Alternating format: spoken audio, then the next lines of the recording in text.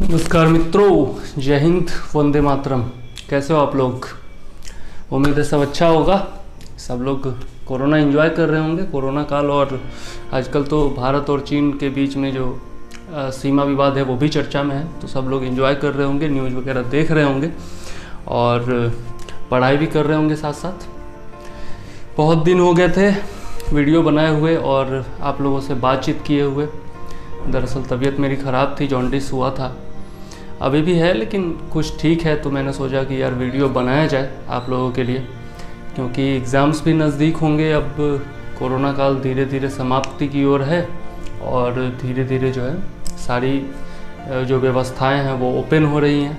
तो अब एग्ज़ाम्स भी जल्दी ही आने वाले हैं। मेरे हिसाब से 2-3 महीने लगेंगे अभी, लेकिन दिवाली और दशहरा और दिवाली के बाद मान करके चलिए कि लगातार जो है एग्ज़ाम्स की श्रृंखला आपकी शुरू हो जाएगी, मतलब नवंबर के आसपास।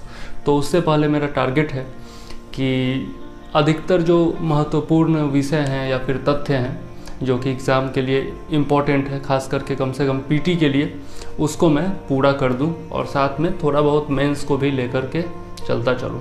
ठीक है, तो आइए इसी क्रम में आज शुरू करते हैं अपना विषय। और मैं चंद्रवर्धन आपका स्वागत करता हूं अध्ययन इन्फोटेक।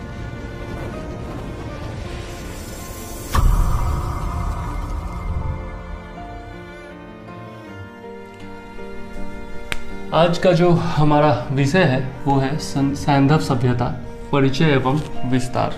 मैंने आपको बताया था कि अब जो भी मैं वीडियो बनाने जा रहा हूँ उससे हर लाइन से प्रश्न आ सकते हैं और हर तथ्य इम्पोर्टेंट है, इसलिए एक एक बात को ध्यान से सुनिएगा। पूरा वीडियो बहुत अच्छे से देखिएगा, ठीक है? और कोशिश कीजिएगा नोट्स तैयार करने की। अगर किसी वजह से समय की कमी हो या फिर किसी कारण से अगर नोट्स आप खुद तैयार नहीं कर पाते हैं तो जो भी मैं पढ़ा रहा हूँ उसके नोट्स आप मुझसे ले सकते हैं, ठीक है? मामूली शुल्क पर मैं नोट्स दूंगा और आप ले सकते हैं। इसके अलावा एक और सूचना है कि जुलाई के लिए जो है व्हाट्सएप ग्रुप मेरा शुरू हो चुका है, तो आप लोग अगर जुड़ना चाहें तो उससे जुड़ सकते हैं, जिसमें आपको दृष्टि के नोट्स मिलेंगे, जीएस के, ठीक है, आईएएस के और पीसीएस के, और उसके अलावा जो है करंट अफेयर्स के नोट्स मिलेंगे, जिसमें वन लाइनर्स भी होंगे और डिस्क्रिप्टिव भी होंगे, ठीक है? तो मेरे नोट्स से आप लोग परिचित हैं। नोट्स मैं जो बनाता हूँ उसके बहुत सारे सैम्पल्स मैं दे चुका हूँ। तो और अगर आप देखना चाहते हैं तो सैम्पल्स देख भी सकते हैं। मेरे नंबर पर कॉल कर सकते हैं, जो कि आपके स्क्रीन पर दिख रहा होगा नंबर, उस पर आप कॉल कर सकते हैं और मेरे प्रोग्राम से जुड़ सकते हैं। और इसके अलावा जो है यूट्यूब वीडियोज़ को शेयर करते रहिए, लाइक करते रहिए, सब्सक्राइब करते रहिए और दोस्तों को कार्यक्रम से जोड़ते रहिए ताकि उन्हें भी लाभ हो सके। तो आइए शुरू करते हैं आज का हमारा विषय, सैंधव सभ्यता, परिचय एवं विस्तार। अब सिंधु सभ्यता की बात यदि करें तो विश्व की प्राचीनतम सभ्यताओं में से एक है, जो कि मिस्र और मेसोपोटामिया की जो सभ्यताएं हैं, प्राचीन सभ्यताएं हैं, उनके समकालीन मानी जाती है।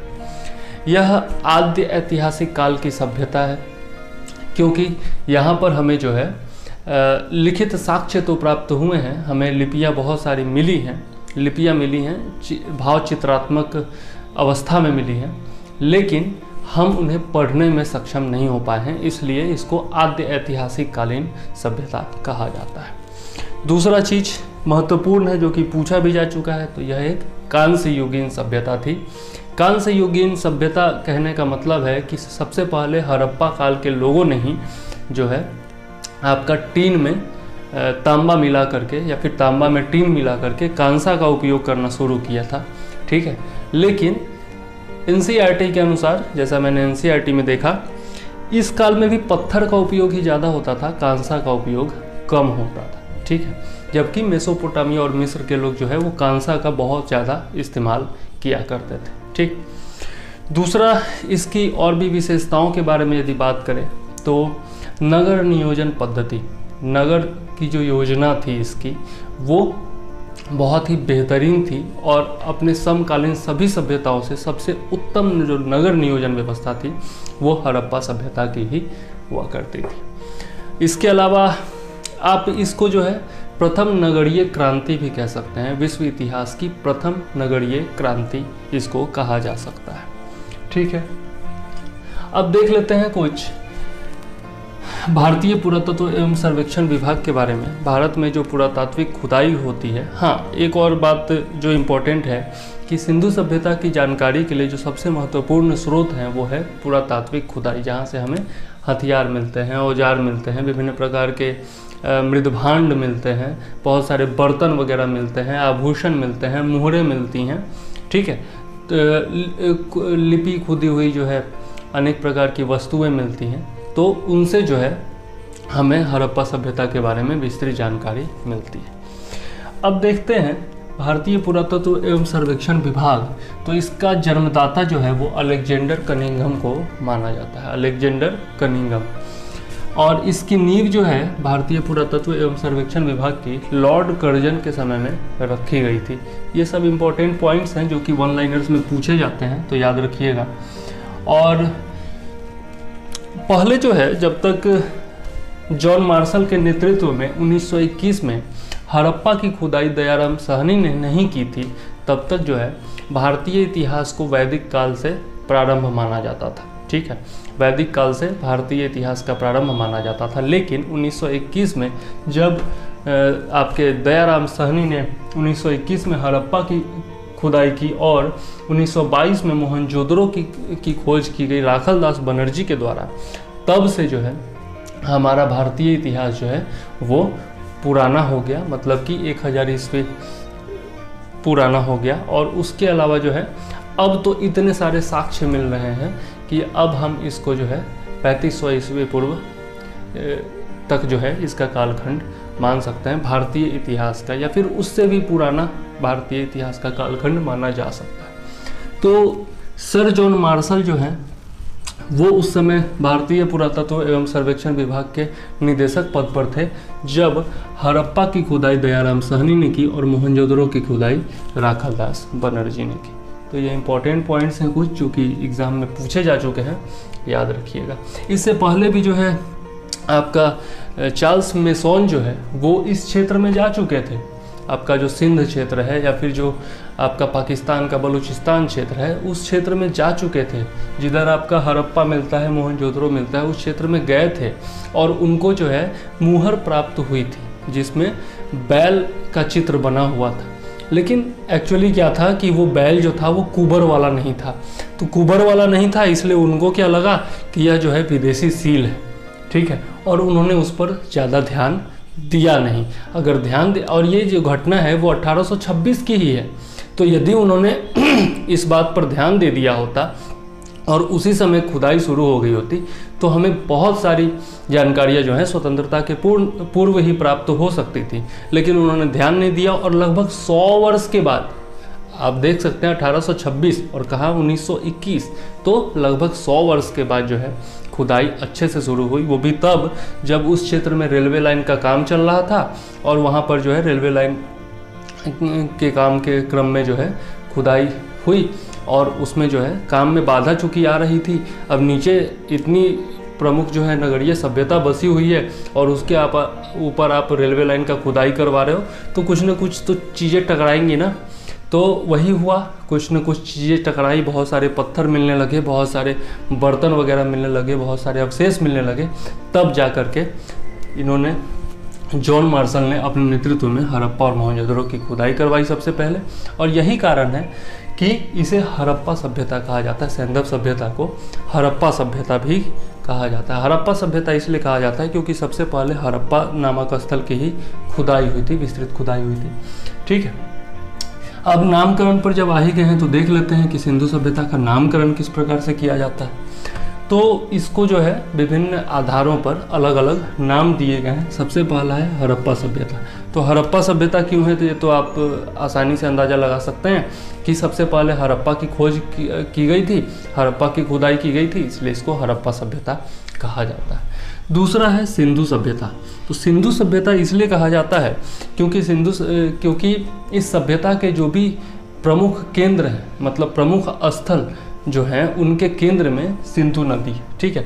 जो भी प्रारंभिक स्थल खोजे गए थे, आपका हड़प्पा हो गया, मोहनजोदड़ो हो गया। हड़प्पा आपका रावी नदी के तट पर है, मोहनजोदड़ो आपका सिंध क्षेत्र में है। तो ये सब जो स्थल हैं, पुराने जो भी स्थल खोजे गए हैं प्रारंभिक अवस्था में, वो सब जो है उनका केंद्र में सिंधु नदी ही हुआ करती थी, इसलिए इसको जो है सिंधु सभ्यता कहा गया। हालांकि बाद में बहुत सारे स्थल ऐसे भी खोजे गए जिनका केंद्र जो है वो आपका भारत में आपका गंगा और जो सरस्वती नदी है, गंगा नदी, आपकी घग्गर नदी, हकरा नदी जिसको पहले सरस्वती नदी कहा जाता था, जो कि अब लुप्त हो चुकी है। तो इन स्थानों पर भी जो है बहुत सारे अधिकतर क्षेत्रों की बाद में जो खुदाई हुई तो वो इन्हीं क्षेत्रों से हुई। तो इसको सिंधु सभ्यता पूरी तरह से नहीं कहा जा सकता है, लेकिन चूँकि प्रारंभिक हड़प्पा अवस्था के जितने भी स्थल हैं वो खोजे गए अधिकतर सिंधु नदी के आसपास, इसलिए जो है इसको सिंधु सभ्यता कहा गया। नेक्स्ट है आपका है सिंधु सरस्वती सभ्यता। सिंधु सरस्वती सभ्यता इसीलिए कहा गया क्योंकि जो बाद में स्थल खोजे गए वो गंगा और यमुना के दोआब क्षेत्र में खोजे गए, और वहाँ पर पहले जो है घग्गर हकरा नदी जो है उधर ही बहती है, और हकरा नदी जो है उसी की तुलना प्राचीनतम वैदिक कालीन सरस्वती नदी से की जाती है, जो कि अब लुप्त हो चुकी है। ठीक है, तो इसलिए जो है इसको सिंधु सरस्वती सभ्यता कहा जाता है। कहा जाता है कि 80% जो आपके स्वतंत्रता से पहले जो प्राप्त हुए थे स्थल सिंधु सभ्यता के, वो मात्र 40 के आसपास थे, लेकिन अब तक जो है आपका 2800 से ज़्यादा स्थल प्राप्त हो चुके हैं। बहुत सारी किताबों में 2800 लिखता है, NCERT 2800 लिखता है, और सारी किताबें जो हैं वो 1400 के आसपास लिखती हैं। तो 1400 यदि मान के चलें तो उसमें जो है 1100 के आसपास जो है वो आपका यही सरस्वती क्षेत्र में या फिर गंगा सरस्वती क्षेत्र में प्राप्त हुई है, और मात्र जो है 40 के आसपास या फिर 80 के आसपास जो है वही सिंधु नदी के आसपास प्राप्त हुई है, जो कि पाकिस्तान के क्षेत्र में प्राप्त हुई है। ठीक है, तो इसलिए जो है इसको सिंधु सरस्वती सभ्यता कहा जाता है अनेक विद्वानों के द्वारा, और अनेक विद्वान जो है सिंधु भी नहीं केवल सरस्वती सभ्यता इसको कहना पसंद करते हैं। ठीक है, क्योंकि बाद के जो भी स्थल थे वो इसी क्षेत्र से प्राप्त हुए हैं या फिर खोदे गए। नेक्स्ट है कांस्य युगीन सभ्यता। तो मैंने जैसे बताया कि हड़प्पा वासी जो थे उन्होंने ही सबसे पहले तांबा में टीन मिला करके और कांसा का उपयोग शुरू किया, और इसीलिए जो है इसको कांस्य युगीन सभ्यता कहा जाता है। लेकिन NCERT के अनुसार इस काल में पत्थर का ही उपयोग ज़्यादा होता था, कांसा का उपयोग ज़्यादा होता नहीं था। प्रथम नगरीय क्रांति, तो यहाँ का नगर नियोजन जो था वो विश्व का प्राचीनतम था, इसलिए इसको प्रथम नगरीय क्रांति कहा जा सकता है। ठीक, तो इस प्रकार से हम लोगों ने नामकरण देखा। इसके अलावा मैंने बताया आपको कि आद्य ऐतिहासिक इसको कहा जाता है, उसके अलावा कांस्य युगीन सभ्यता कहा जाता है, मेसोपोटामिया और मिस्र की प्राचीनतम सभ्यताओं के समकालीन इसे माना जाता है, और जानकारी के जो प्रमुख स्रोत हैं वो पुरातात्विक खुदाई। ठीक है, और ये सारे पॉइंट जो है वो पूछे जा चुके हैं या फिर पूछे जा सकते हैं, तो एकदम ध्यान से याद रखिएगा। ठीक है, नेक्स्ट आते हैं हम लोग कालक्रम।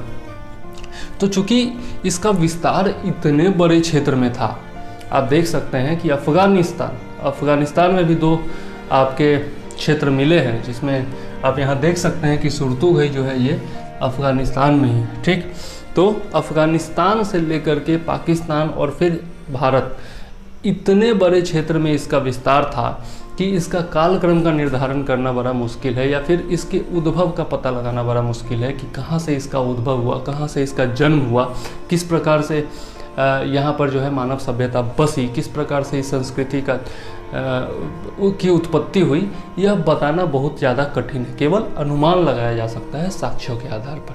ठीक है, तो इसका कालक्रम निर्धारण भी जो है बहुत कठिन था। ठीक, तो इसको जो है 3 कालखंडों में बांटा गया। पहला है पूर्व हड़प्पाई चरण, जो कि 3500 से लेकर के 2500 BC इसका कालखंड माना जाता है। दूसरा है आपका परिपक्व हड़प्पा काल। परिपक्व हड़प्पा काल जो है वो 2500 से 1900 BC माना जाता है। और ये है उत्तर हड़प्पाई चरण, जिसको कि 1900 से 1200 BC माना जाता है। और ये जो कालखंड है वो NCERT के अनुसार है, और आपका जो है जो कार्बन डेटिंग पद्धति होती है, जिससे हम 50,000 वर्ष पूर्व तक के जितने भी हमारे अवशेष हैं पुरातात्विक या फिर पुराने सामान हैं, उनका कालखंड जान सकते हैं। ठीक है, तो उससे जो है ये निर्धारण किया गया था और उस आधार पर जो है इसको 3 कालखंडों में बांटा गया। ठीक, और ये भी याद रखिएगा कि मतलब 50,000 वर्ष से पूर्व का यदि कोई साक्ष्य है या फिर कोई पुराना अवशेष है तो उसका जो काल निर्धारण किया जाता है वो यूरेनियम डेटिंग पद्धति के द्वारा किया जाता है। और ये जो है 50,000 या फिर उससे नया जो कोई भी है तो उसका जो है कार्बन डेटिंग पद्धति के द्वारा किया जाता है, C14 पद्धति इसको कहा जाता है। ठीक, तो इस प्रकार से हम लोग देखते हैं पूर्व हड़प्पाई चरण, परिपक्व हड़प्पा काल और उत्तर हड़प्पाई चरण, और इन सब के जो है बहुत सारे स्थल हैं। ठीक है, पूर्व हड़प्पाई चरण की बात करें तो इसमें भी आपको बहुत सारे स्थल मिलते हैं, और परिपक्व हड़प्पा काल की बात करें तो इसमें बहुत सारे स्थल मिलते हैं, लेकिन 7 को जो है वो प्रमुख नगरों की संख्या दी गई है, ये हम लोग पढ़ेंगे आगे। ठीक है, और लास्ट है उत्तर हड़प्पाई चरण, मतलब जब हड़प्पा सभ्यता जो है अपने अवसान की ओर थी, मतलब कि पतन जब हो रहा था इसका। वैसे पतन के बारे में भी जो है विभिन्न विद्वानों का विभिन्न मत है, एक मत पर कोई भी आ नहीं सका है क्योंकि साक्ष्यों का अभाव है। लिखित साक्ष्य हैं लेकिन उसको हम पढ़ नहीं पाए हैं, जो हमें पुरातात्विक खुदाई से मिल रही है उसी से हम लोग सब कुछ जानते हैं, तो इसलिए जो है पतन के बारे में भी सही जानकारी दे पाना मुश्किल है, कठिन है, और सब विद्वान जो है आपस में एक मत नहीं हो पाते हैं। ठीक, तो उसके बारे में भी हम लोग आगे पढ़ेंगे। अब हम देख लेते हैं उद्भव के बारे में। तो उद्भव अगर हम देखें तो इसमें भी अलग अलग मत हैं, विदेशी उद्भव का मत है और स्वदेशी उद्भव का मत है। अब विदेशी उद्भव से तात्पर्य क्या है, तो बहुत सारे विद्वानों का कहना है कि मेसोपोटामिया की सभ्यता से जो है वो सिंधु सभ्यता इंस्पायर हुई, प्रेरित हुई, और जो मेसोपोटामिया की सभ्यता है वही जो है मिस्र होते हुए इधर पाकिस्तान और भारतीय उपमहाद्वीप के पश्चिमोत्तर भाग में पहुंची, और वहीं से फिर जो है सिंधु सभ्यता का उद्भव हुआ। बहुत सारे लोग ऐसा मानते हैं। तो उनमें जो है आपके मार्शल हैं, व्हीलर हैं, गार्डन चाइल्ड हैं, क्रेमर हैं, डीडी कोसाम्बी हैं या फिर मैके हैं। ठीक है, मैके यहाँ पे लिखना भूल गया हूँ, मैके भी हैं जो कि विदेशी उद्भव का मत स्वीकार करते हैं। दूसरा है स्वदेशी उद्भव का मत।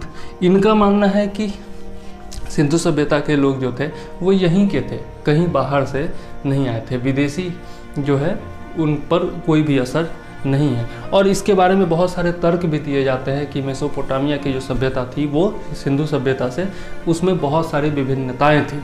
सिंधु सभ्यता में क्या था, नगर नियोजन जो था वो बहुत ही बेहतरीन था, जबकि जो मेसोपोटामिया के नगर हैं या फिर जो भी स्थल है वो बेतरतीब बनाए गए हैं, मतलब उसमें कोई भी नगर नियोजन नहीं दिखता है। अब जैसे सिंधु सभ्यता के जो सड़क हैं वो समकोण पर काटते हैं, जो भवनें होती थी वो आयताकार होती थी, जो ईंट थे वो 1:2:4 के अनुपात में बने होते थे।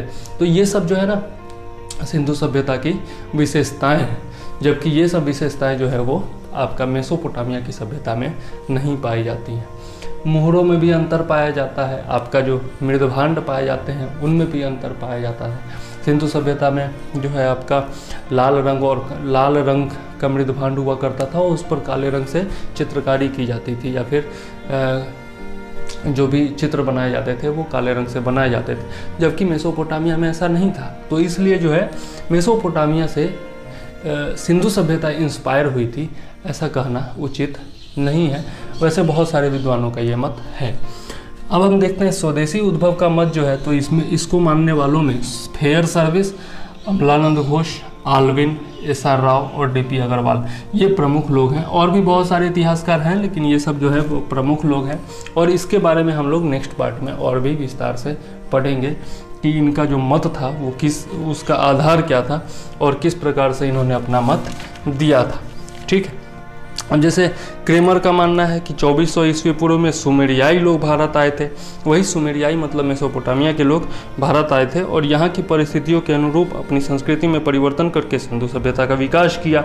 उसी प्रकार से गार्डनर चाइल्ड का मत है कि मेसोपोटामिया के लोगों ने ही नवीन पृष्ठभूमि में अपनी संस्कृति का आरोपण किया, जिससे द्रुत गति से इसका विकास हुआ। उसी प्रकार से अगर HD कांसलिया है एक, वो भी जो है विदेशी उद्भव का मत मानते हैं तो उनका कहना है कि बलूचिस्तान से प्राप्त होने वाले चबूतरे जो ऊपर की ओर जाने पर संकरे हो जाते हैं में मेसोपोटामिया से प्राप्त जिगुरत से समानता है एवं ये एक ही राजतंत्र से प्रेरित है। ठीक है, तो इस प्रकार से जो है तुलना मेसोपोटामिया की सभ्यता से या फिर सुमेरियन सभ्यता से इसकी की गई। ठीक, अब हम लोगों ने उद्भव देख लिया, तो अब हम लोग चलते हैं विस्तार की ओर। ठीक है, तो जैसा मैंने आपको बताया कि इसका विस्तार जो है भारत, पाकिस्तान और अफगानिस्तान में है, मतलब कि 3 प्रमुख देशों में, आज के हिसाब से 3 प्रमुख देशों में है। वैसे ये सब जो है वो भारतीय उपमहाद्वीप में ही आते थे, और अखंड भारत की जो परिकल्पना की जाती है या फिर जो पहले हुआ करता था अखंड भारत, उसमें हिंदू कुश पर्वत से लेकर के और सिंधु नदी तक था, मतलब हिंदू से लेकर के सिंधु तक, और इसीलिए जो है आपका अफगानिस्तान, पाकिस्तान, भारत, बांग्लादेश सब एक ही साथ था। ठीक, तो अगर हम लोग देखें तो इसका जो विस्तार है वो जम्मू कश्मीर में चिनाब नदी पर एक स्थान है मांडा, वहाँ पर माना जाता है इसका उत्तरी विस्तार। ठीक है, और उत्तरी विस्तार मांडा को भी कह सकते हैं, और कभी कभार जो है आपका पंजाब का रोपर जो है उसको भी हम लोग कहते हैं। ठीक है, आप यहाँ पर देख सकते हैं, ये रहा पंजाब और यहाँ पर इस जगह पर जो है आपका रोपर है। ठीक, तो या तो मांडा को मान सकते हैं आप, यहाँ पर है आपका मांडा जम्मू कश्मीर में, तो मांडा को मान सकते हैं या फिर रोपर को मान सकते हैं जो कि पंजाब में है। ठीक, उसके बाद आते हैं हम लोग तो दक्षिणी विस्तार अगर हम लोग देखते हैं तो ये जो है दामोदर नदी पर दायमाबाद को जो है जो कि महाराष्ट्र में है, यहाँ पर आप देख सकते हैं महाराष्ट्र में दायमाबाद जो है वो दामोदर नदी पर है, वहाँ तक इसका दक्षिणी विस्तार माना जाता है। वैसे नर्मदा नदी तक इसका विस्तार जो है अब प्रमाणित हो चुका है। ठीक, नेक्स्ट देखते हैं तो आपका जो ये पश्चिमी विस्तार है वो आपका सुतका गेंडोर जो कि दास्क नदी पर है। ठीक है, पाकिस्तान के बलूचिस्तान क्षेत्र में है ये सुतका गेंडोर जो कि दास्क नदी पर स्थित है, वहाँ पर इसका पश्चिमी विस्तार माना जाता है। और अगर पूर्वी विस्तार की बात करें तो आलमगीरपुर जो कि मेरठ जिला में स्थित है उत्तर प्रदेश में हिंड नदी के तट पर, वहाँ तक इसका विस्तार माना जाता है। और जो है आपका उत्तर प्रदेश, आप जानते हैं कि गंगा नदी का क्षेत्र है, ठीक है, यमुना नदी का क्षेत्र है, तो आप कह सकते हैं कि जो है आपका पश्चिम में जो है वो सिंधु नदी से लेकर के और पूर्व में जो है आपका गंगा यमुना के दोआब तक। ठीक है, और इसका विस्तार था। ठीक, अब कुछ प्रमुख स्थल की बात करें तो मैंने एक मैप बनाया है यहाँ पर, आप लोग काला में यहाँ पर भारत का मानचित्र देख सकते हैं। मैंने जहाँ तक सिंधु सभ्यता का विस्तार था वहीं तक मैप बनाया है। ठीक है, ताकि आपको पूरा घुमाने का कोई फ़ायदा है नहीं। ठीक, तो अब देख सकते हैं कि प्रमुख जो स्थल थे वो आपके गुजरात में थे, राजस्थान में थे, ठीक है, पंजाब में थे, हरियाणा में था। ठीक है, और कुछ जो है 2-3 स्थल जो है वो आपके उत्तर प्रदेश में थे। ठीक है, जम्मू कश्मीर में इसका विस्तार था। ठीक, और इसके अलावा जो है ये प्रमुख राज्य हैं जिनमें भारत में इसका विस्तार था। और इसके अलावा आप देख सकते हैं पाकिस्तान में जो सिंधु नदी का क्षेत्र है, सिंध क्षेत्र जो है, बलूचिस्तान जो क्षेत्र है, ठीक है, रावी नदी का जो क्षेत्र है, उधर इसका विस्तार था। और उसके अलावा अफ़गानिस्तान में 2 स्थल हैं, सुरतुगई है और एक और स्थल है मुंडीगाक और सुरतुगई। ये 2 प्रमुख स्थल हैं जहाँ से अफ़गानिस्तान में इसका विस्तार मिला है। ठीक, तो आप देख सकते हैं ये आपका भारत रहा, उसके बाद यहाँ पर जो है भारत के पश्चिम में आपका ये पाकिस्तान रहा, और उसके थोड़ा उत्तर पश्चिम में चले जाइए तो ये आपका अफ़गानिस्तान रहा। ठीक, अब भारत में हम लोग विभिन्न राज्यों में देखें तो जम्मू कश्मीर में हम लोग मांडा देख सकते हैं जो कि इसका उत्तरी सीमा था। उसके अलावा हम लोग पंजाब में देख सकते हैं तो रोपर जो है वो बहुत ही इम्पोर्टेंट क्षेत्र था। ठीक है, और इन क्षेत्रों से क्या क्या साक्ष्य मिले हैं जो कि इम्पोर्टेंट है वो मैं बताऊंगा। बहुत सारे स्थल हैं, पूरे 2800 स्थल जो है उनके बारे में तो जानकारी प्राप्त करना हमारे लिए असंभव है, मतलब एक तरह से याद रख पाना या फिर जानकारी प्राप्त कर पाना असंभव है एक तरह से। तो कुछ जो प्रमुख स्थल जो भारत में मिले हैं या फिर पाकिस्तान में मिले हैं उन्हीं का मैंने यहाँ पर जिक्र किया है या फिर उन्हीं को मैंने यहाँ पर शामिल किया है जहाँ से महत्वपूर्ण साक्ष्य मिले हैं और जो कि परीक्षा में अक्सर पूछे जाते हैं। ठीक, तो जम्मू कश्मीर में हम लोगों ने मांडा देखा, पंजाब में हम लोगों ने रोपड़ देखा जो कि बहुत ही इम्पोर्टेंट क्षेत्र है। इसके अलावा हम लोग हरियाणा में आए तो हरियाणा में हम लोग 3 प्रमुख क्षेत्र देख सकते हैं। पहला है बनावली, दूसरा है कुनाल, ठीक है, और तीसरा है आपका राखीगढ़ी। ठीक, तो हरियाणा में हमारा 3 प्रमुख क्षेत्र हो गया, बनावली, कुनाल और राखीगढ़ी। इसके अलावा अगर हम लोग राजस्थान में आते हैं तो राजस्थान में जो है हमारा कालीबंगा महत्वपूर्ण क्षेत्र है, बहुत ही इम्पोर्टेंट क्षेत्र है। ठीक है, कालीबंगा। इसके अलावा हम लोग अगर उत्तर प्रदेश में आए तो हमारा आलमगीरपुर जो कि पूर्वी छोर है, और उसके अलावा हुलास। ठीक है, तो मेरठ जिला आप मान सकते हैं इसको। ठीक है, आलमगीरपुर को, और हुलास जो है उसका ज़िला मुझे पता नहीं है आज के डेट में। और नेक्स्ट हम लोग देखें तो गुजरात में बहुत ही इम्पोर्टेंट प्रमुख स्थल है लोथल है, जिसको कि गोदीवारा माना जाता है, प्राचीनतम गोदीवारा, यानी कि सिंधु सभ्यता का जो प्रमुख बंदरगाह स्थल था वो था लोथल। और आप जानते हैं कि गुजरात जो है वो समुद्र तट पर स्थित है, तो लोथल जो है यहाँ का प्रमुख बंदरगाह हुआ करता था। इसके अलावा अगर हम लोग देखें तो रंगपुर है। रंगपुर से इम्पोर्टेंट क्वेश्चन पूछा जाता है कि यहाँ पर जो है धान की भूसी मिली थी, धान की भूसी का साक्ष्य जो है वो रंगपुर में मिलता है, और आपका चावल का जो साक्ष्य है वो लोथल में मिलता है। तो ये बहुत ही इंपॉर्टेंट क्वेश्चन है जो कि पूछा जाता है। इसके अलावा हम लोग देखें तो रोजदी है, वो भी आपका गुजरात में है। ठीक है, कुंतासी नामक स्थल है, वो भी गुजरात में है। फिर आपका धौलावीरा है। धौलावीरा ऐसा स्थल है जहाँ से आपको बहुत सारे इम्पोर्टेंट साक्ष्य प्राप्त हुए हैं। इसके अलावा सुरकोटदा है, सुरकोटदा से भी आपको बहुत इंपॉर्टेंट क्वेश्चन पूछा जाता है कि यहाँ से घोड़े के होने के प्रमाण मिले हैं, मतलब कि घोड़े की हड्डियों के अवशेष मिले हैं। ठीक है, वैसे सिंधु सभ्यता में विद्वान एक मत नहीं है कि वहाँ पर घोड़ा हुआ करता था या नहीं हुआ करता था। यूपीएससी का क्वेश्चन भी है जो कि आपका 2017 के आसपास में पूछा गया था, उसमें एक पॉइंट था कि घोड़े के साक्ष्य मिले हैं या नहीं मिले, तो उस पर जो है विद्वान एक मत नहीं है। वैसे सुरकोटदा में जो है वो कहा जाता है कि घोड़े की हड्डियों के प्रमाण मिले हैं। ठीक, तो इसके अलावा अब भारत का क्षेत्र तो हो गया, देखते हैं हम लोग इधर आपका पाकिस्तान का क्षेत्र। तो ये आपकी सिंधु नदी है जो कि लाल से मैंने दर्शाया है यहाँ पर, ये सिंधु नदी है, और इसके 3 प्रमुख क्षेत्र प्रमुख सहायक नदियाँ हैं जो कि आपके झेलम है, चिनाब है और रावी है, और इन्हीं के तटों पर जो है बहुत ही इम्पोर्टेंट स्थल मिले हैं। सबसे पहला जो स्थल था वो हड़प्पा आपका रावी नदी के तट पर मिला है। ठीक है, इसके अलावा सिंधु नदी के तट पर आप मोहनजोदड़ो यहाँ पर देख सकते हैं। ठीक है, इससे थोड़ा दक्षिण में आइए तो यहाँ पर चनहुदरो आप देख सकते हैं, ये भी बहुत ही इंपॉर्टेंट पॉइंट है चनहुदरो, जहाँ से आपको लिपस्टिक का साक्ष्य मिला है, श्रृंगार प्रसाधन के साक्ष्य मिले हैं, और भी बहुत इंपॉर्टेंट साक्ष्य मिले हैं, तो वो भी हम लोग आगे देखेंगे। बहुत सारे जो इम्पोर्टेंट स्थल है और वहाँ से क्या क्या इम्पोर्टेंट साक्ष्य मिले हैं वो हम लोग आगे इसी वीडियो में देखने वाले हैं। ठीक है, या फिर नेक्स्ट वीडियो में देखेंगे। उसके बाद यहाँ पर आइए तो आपका कोटडीजी है जो कि बहुत ही इम्पोर्टेंट स्थल है। फिर आप इधर से पश्चिम में आ जाइए तो यहाँ पर कॉर्नर पर आपका सुतका गेंडोर है। सुतका गेंडोर जिसको मैंने बताया था कि ये पश्चिमी सीमा है इसकी। ठीक है, इसके अलावा आप थोड़ा सा उत्तर में आ जाइए तो यहाँ पर आपका बलूचिस्तान के आसपास जो है रहमान का डेयरी है, यहाँ पर बालाकोट है। बालाकोट तो आप लोग सब लोग जानते होंगे क्योंकि सर हमने जो एयर स्ट्राइक किया था वो बालाकोट में ही किया था। ठीक, तो ये सब जो स्थल है वो इम्पोर्टेंट स्थल हैं जो कि पाकिस्तान में पाए गए।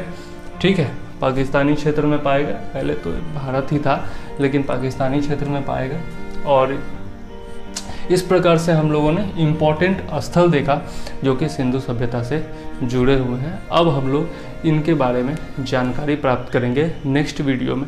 ठीक है, और उसमें मैं बताऊंगा आपको उद्भव से जुड़े हुए मतों को विस्तार में बताऊंगा। इसके अलावा जो प्रमुख स्थल है सिंधु सभ्यता से जुड़े हुए, वहाँ से क्या क्या साक्ष्य मिले, कौन सी नदी के तट पर हैं, किसने वहाँ पर खुदाई की, और उससे जुड़े हुए प्रमुख विशेषताएं या फिर प्रमुख जो भी तथ्य हैं जो कि एग्जाम में पूछे जाते हैं उनके बारे में हम लोग देखेंगे एक चार्ट के माध्यम से। ठीक, एक ग्राफ के माध्यम से, वो बहुत ही इंपॉर्टेंट पॉइंट होगा।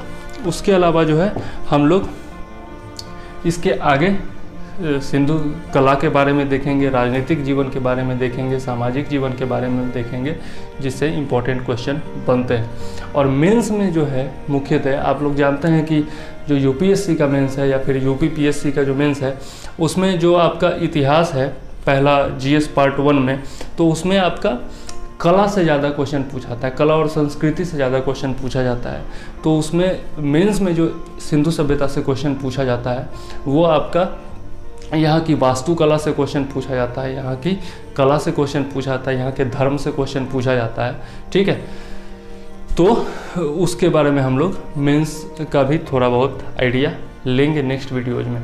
वैसे इस वीडियो में मैं एक मेंस का क्वेश्चन आपका डील करना चाहता हूं कि एक क्वेश्चन आया था 2014 के आसपास यूपीएससी में कि सिंधु सभ्यता का जो नगर नियोजन था उससे आज के नगर नियोजन में क्या क्या इनपुट मिला। कहने का मतलब है कि उस समय भी नगर नियोजन की व्यवस्था थी, मतलब कि नगरों की सुदृढ़ व्यवस्था थी, प्रणाली जो थी वो बहुत बेहतरीन थी, और आज भी जो है हमारे जो आधुनिक नगर हैं उनमें भी नगर नियोजन प्रणाली होती है। तो दोनों में क्या क्या समानताएं हो सकती हैं या फिर वहाँ से हम लोग क्या इनपुट आज के डेट में देखते हैं।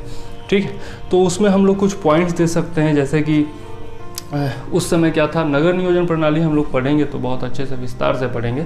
थोड़ा सा आइडिया मैं दे देता हूँ कि उस समय भी क्या था कि जो मकान होते थे वो आपका रोड के किनारे होते थे, और रोड जो थे वो समकोण पर एक दूसरे को काटते थे, मतलब कि बहुत ही बेहतरीन व्यवस्था थी। ठीक है, दूसरा आज भी जो शहर होते हैं उसमें आप लोग देखते हैं कि बीच में रोड होता है, समकोण पर काटता है, और उसके आसपास में जो है वो मकान बनाए जाते हैं।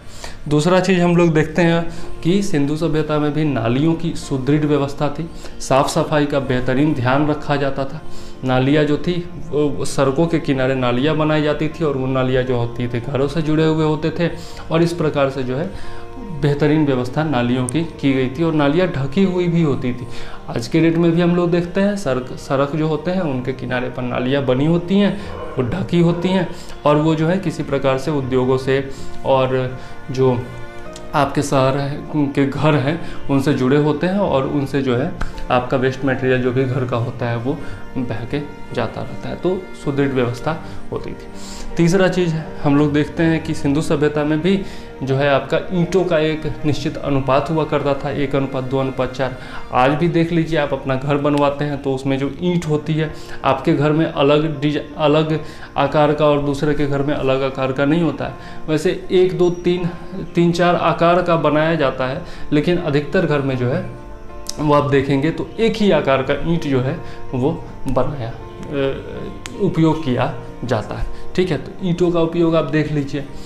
इसके अलावा आप देख सकते हैं कि साफ़ सफाई की बेहतरीन व्यवस्था थी। आज का उस समय भी जो है अन्नागार वगैरह बनाए जाते थे, तो आज के डेट में भी आप देख सकते हैं कि कोल्ड स्टोरेज वगैरह होते हैं, यहाँ पर अन्न को जो है, या फिर आपका FCI का गोदाम वगैरह होता है जहाँ पर आपका रखा जाता है अन्न को सुरक्षित। ठीक है, इसके अलावा आप देख सकते हैं तो सिंधु सभ्यता में भी जो है आपका 2 भागों में बटा हुआ था। एक भाग जो था दुर्ग था, जहाँ पर महत्वपूर्ण लोग रहा करते थे, और एक निचला इलाका था जहाँ पर सामान्य वर्ग के लोग रहा करते थे। आज के डेट में भी आप शहरों में देख सकते हैं, आपको पता होगा कि लुटियंस जोन होता है दिल्ली में, जो कि पॉश इलाका माना जाता है, जहाँ पर शहर के सबसे रईस लोग रहते हैं, और कुछ जो इलाके होते हैं वो सामान्य होते हैं। तो उस समय भी वैसी व्यवस्था थी, आज के डेट में भी ऐसी व्यवस्था है। इसके अलावा आप देख सकते हैं जो भी महत्वपूर्ण लोग होते हैं वो सिंधु सभ्यता में भी जो पुरोहित होते थे, या फिर जो राजघराने के लोग होते थे, या फिर जो भी उच्च वर्ग के लोग होते थे, उनके लिए अलग इलाका होता था, और निम्न वर्ग के लिए लोगों के लिए अलग इलाका होता। तो आज भी आप देख सकते हैं जो हमारे राष्ट्रपति हैं, प्रधानमंत्री हैं, जो कि हमारे मंत्री वगैरह हैं, उनके लिए अलग एक क्षेत्र बना हुआ है, लुटियंस जोन उसी को कहते हैं, और सामान्य वर्ग के लिए अलग क्षेत्र बना हुआ है। और भी देख सकते हैं नाप तोल की व्यवस्था आप लोग देख सकते हैं कि नाप तोल का जो पैमाना था उस समय भी जो है वो एक ही पैमाना हुआ करता था, एक ही अनुपात में पैमाना हुआ करता था। और आज के डेट में भी जो है हमारा पैमाना एक ही होता है। संपूर्ण भारतवर्ष में, संपूर्ण जो आपका विश्व है उसमें क्या चलता है, एक ही किलोग्राम का वजन सेम ही होगा ना, मीटर का जो माप है वो सेम ही होगा ना, उसी प्रकार से सिंधु सभ्यता में भी हुआ करता था। ठीक है, तो इस प्रकार से हम लोग देखते हैं कि बहुत सारी जो नगर नियोजन की व्यवस्था उस समय हुआ करती थी, वही व्यवस्था आज तक हम लोग फॉलो करते आ रहे हैं। और आज भी जो है, आज की व्यवस्था से भी बहुत अच्छी व्यवस्था सिंधु सभ्यता में हम लोग देखेंगे, जो कि नगर नियोजन जब हम लोग पढ़ेंगे तब अच्छे से और ज़्यादा विस्तार में पढ़ेंगे। तो एक क्वेश्चन आप लोग जो है मेंस का लिखिएगा, जिसको मैंने अभी डील किया कि सिंधु सभ्यता की नगर नियोजन व्यवस्था से आज की नगर नियोजन व्यवस्था में हमें क्या क्या इनपुट प्राप्त होता है। अगर आप लोग मेंस लिखना चाहते हैं तो ये क्वेश्चन ज़रूर लिखिएगा। आगे मैं कोशिश करूँगा कि हर वीडियो में जो है आपको 1-2 मेंस का क्वेश्चन ज़रूर देता चलूँ। ठीक, तो आज के लिए बस इतना ही। ज़्यादा लंबा वीडियो नहीं बना पा रहा हूँ क्योंकि तबीयत मेरी ज़्यादा ठीक नहीं है, लगातार खड़ा होकर के बोलना मेरे लिए संभव नहीं है। ठीक है, तो नेक्स्ट वीडियो में हम लोग जितने भी क्षेत्र हैं, प्रमुख क्षेत्र हैं आपके पूर्व हड़प्पाई चरण के, परिपक्व हड़प्पा काल के, उत्तर हड़प्पाई चरण के, उनके बारे में पढ़ेंगे, उनके साक्ष्यों के बारे में पढ़ेंगे और भी बहुत सारी चीज़ें इम्पोर्टेंट पढ़ेंगे। ठीक, तो अभी के लिए बस इतना ही। इजाज़त दीजिए मुझे चंद्रवर्धन को, और देखते रहिए वीडियोज, लाइक करते रहिए, शेयर करते रहिए, सब्सक्राइब करते रहिए, अपने दोस्तों को जोड़ते रहिए और वीडियो को पूरा देखा करिए प्लीज़। ठीक, तो चलता हूँ मैं। जय हिंद, वंदे मातरम।